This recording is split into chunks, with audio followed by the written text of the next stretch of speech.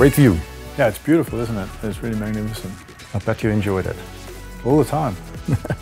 Mr. Garrett, thank you very much for the interview and for taking the time to talk with us about your experience in transformations. You're welcome. I'm looking forward to it. Mr. Garrett, OMV, where you are heading the supervisory board, is currently in a transition from a traditional oil and gas company to a sustainable chemicals group. Why this radical change? Well, I think the first point is really that it's being demanded by the markets.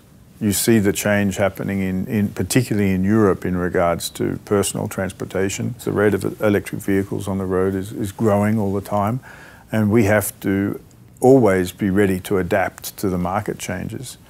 Then the second thing is we shouldn't forget that chemistry is actually a part of OMV's DNA.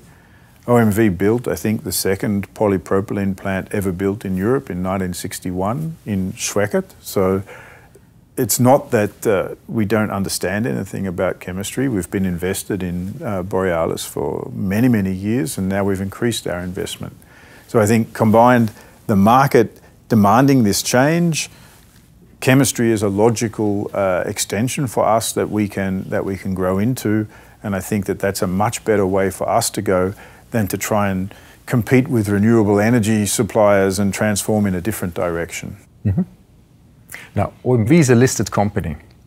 Are there any restrictions or chances that come with this for such a transformation? OMV is a fascinating company.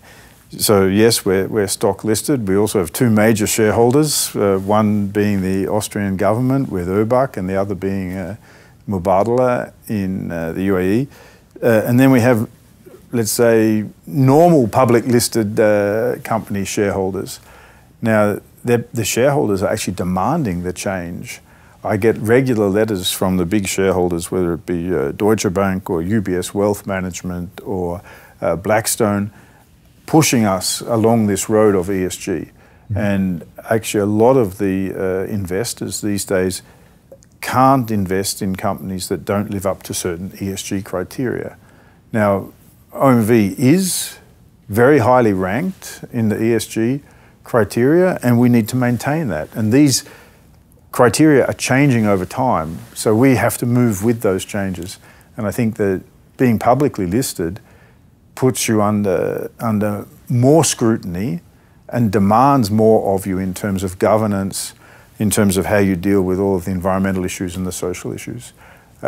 So it's a big challenge being a publicly listed company, and a challenge that makes you better.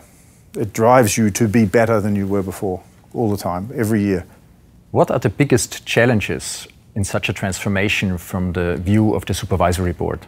Yeah, I think the issues that you face are largely cultural of nature.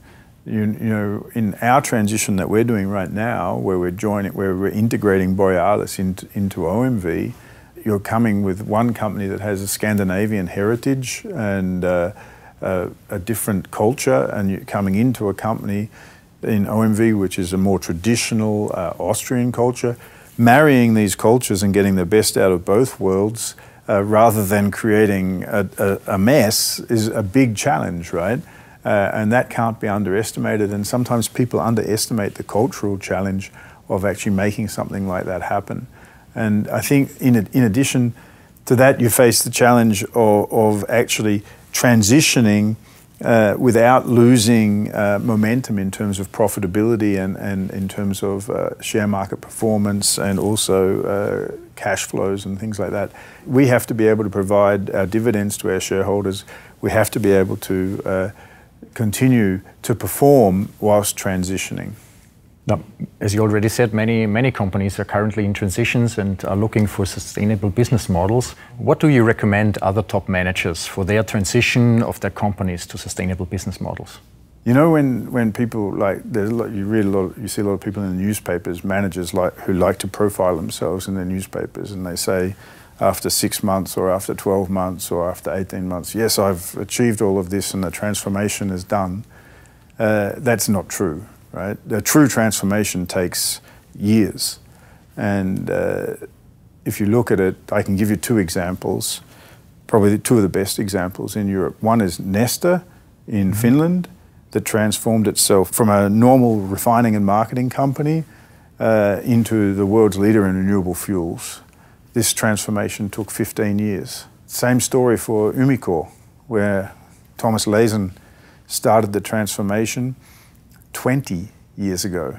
Transitions where people tell you that it's been done overnight, don't buy it, because that's ignored all of the cultural changes that have to happen together with the transition.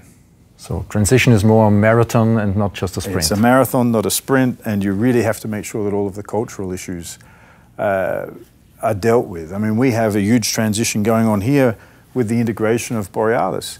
And people think, oh, well, you know, we've been involved in chemicals for a number of years. We know the companies, we know the plants, all this sort of stuff. But the cultures of OMV and Borealis are different, and they have to be brought together. And that's an opportunity it's an opportunity to create the best of both worlds, but I think you've probably seen enough transitions where the best of both worlds doesn't get created. And that's certainly what we have to do, is create the best of both worlds. Thank you very much for your insights. Good, thank you.